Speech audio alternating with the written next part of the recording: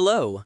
Today I will teach you how to add new guests in Monday.com within a few simple steps. In Monday.com, if we want to hire or add some people for some specific tasks, we must add them as a guest. First, let's move to the home page. Here, we can see multiple different tasks in the dashboard. Remember, we must add the guest relevant to the task.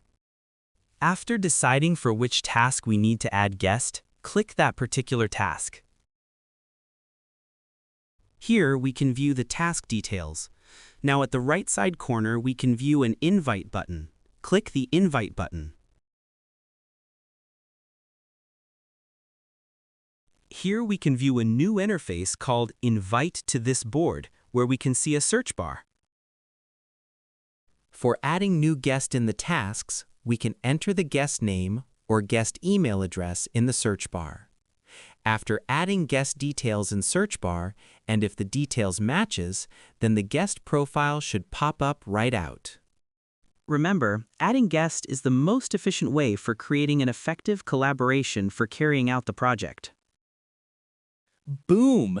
That's it, I guess.